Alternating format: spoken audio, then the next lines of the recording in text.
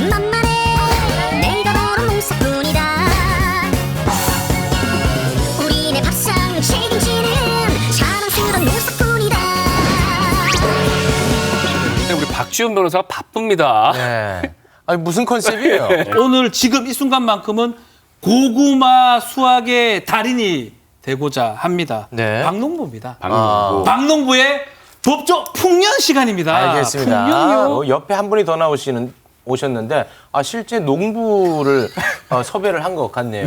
판사였다가 변호사 하고 있는데요. 우리 박지훈 변호사가 고구마 농사가 풍작이 났다고 해서 구경 왔습니다. 그래요? 네. 자, 그러면 고구마 한번 좀 캐야죠. 풍년입니다. 자, 이번에 농사 잘 됐습니다. 큰 거 올라오네요. 하하, 자, 미일은 판사 정보도 판다. 윤석열 검찰총장이 미국하고 일본의 주요 판사의 경력이나 주요 사건 등을 정리한 책자를 지금 공개하면서 판사 사찰 의혹을 반박을 했어요. 일본 지금 판사 책자 보면 인품이 좋다. 점을 할 줄 모른다. 뭐 이런 평가도 있습니다.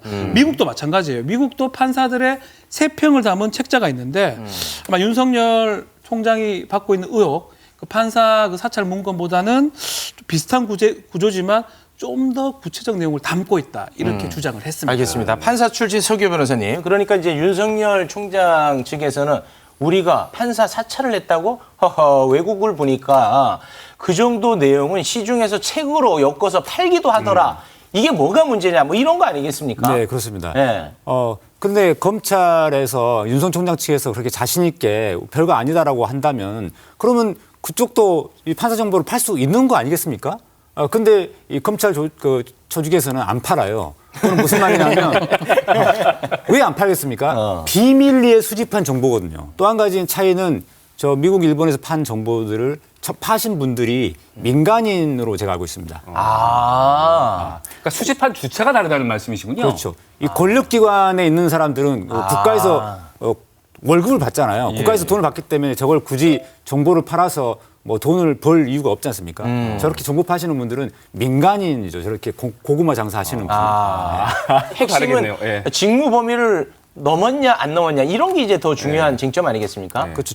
목적도 다른데요. 네. 저 정보를 파신 분들은 이렇게 해서 그 판사에 대해서 이제 재판에 참여하시는 분들에게 어떤 이제 미리 정보를 제공하는 그런 측면이 있는데 비해서 지금 검찰 조직이 비밀리에 수집한 정보 같은 경우는 그 판사에게 어떤 압력을 가해서 또는 어떤 검찰에게 불리한 무죄 판결이나 영장 기각 이런 것들이 났을 때 그런 것들을 언론을 통해서 흘려가지고 저 판사가 원래 문제가 있었던 판사야 또는 뭐 우리법연구 출신이어서 편향된 판사인 것 같다고 이렇게 하기 위해서 수집하는 정보라서 그 목적도 다른 거죠. 그럼 이제 계속해서 또 다음 줄기 또 파봐야죠. 이거 짜잔. 대검 감찰부는 못 믿어. 이거 믿을 무슨 수가 말이에요? 없답니다. 자, 윤 총장의 이른바 판사 사찰 의혹 관련 수사 그동안 대검의 감찰부에서 진행을 했습니다. 대검의 인권정책관실에서 이 대검의 감찰부 감찰 과정이 적법하지 않다. 오히려 위법하다면서 이 사건을 서울고검에 재배당을 했습니다. 서울고검은 수사권이 있습니다. 네네.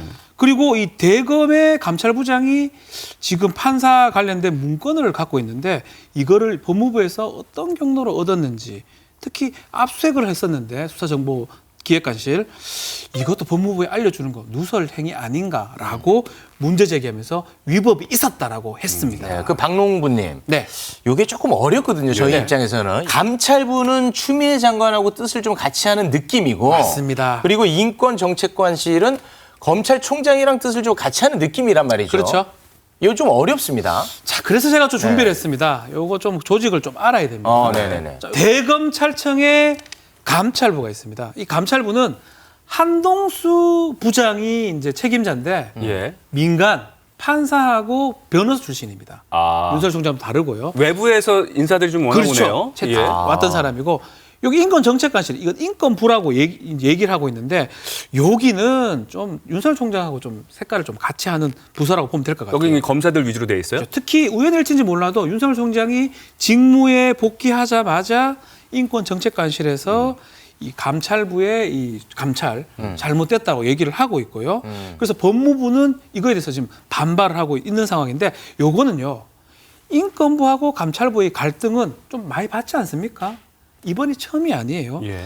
한명숙 전 총리 관련된 감찰 부분도 인권과하고 지금 부서 충돌이 있었고요. 추미애 장관 같은 경우는 감찰부에서 하라 그랬고 윤석열 총장은 인권정책관실 인권부에서 하라 그러고 이런 양상이 계속적으로 반복되는 상황입니다.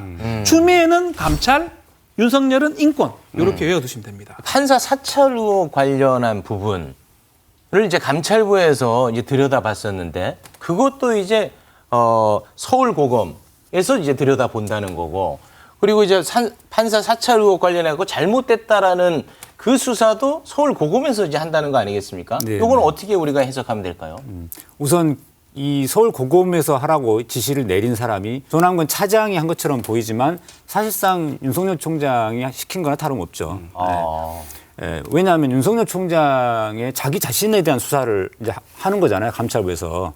그러니까 이거를 어떻게든 저 감찰부에서 손을 떼게 만들어야 되는데 그냥 손 떼 이렇게 할 수는 없으니까 이제 구실을 만든 거죠. 핑계를 만들어야 되는데 그것을 바로 인권정책관실 통해서 이렇게 적법한지 이제 검토하라 이렇게 해가지고 만들어낸 거고 그다음에 이거를 막상 그러면 어디서 해야 되느냐 새로운 수사 담당 부서를 정할 때 이제 서울중앙지검에서 해야 될 것 같은데 서초동에서 벌어진 일이니까 그렇기 때문에 중앙지검에서 해야 되는데 왜 고등에서 하느냐 바로 고등검찰청 검사장이 바로 윤석열 총장에 대한 직무 배제 결정이 처음에 났을 때 그 반대하는 성명을 내신 분 중에 하나입니다.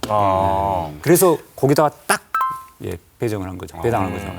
뭐 지금까지 어디까지나 개인 의견입니다. 네, 알겠습니다. 네네. 어쨌든 뭐 이제 징계에 앞두고 참 잡음이 끊이지 않는데 계속해서 지켜보도록 하겠습니다. 자, 늦은 시간 함께해 주신 서기호 변호사, 강농부 고맙습니다. Stay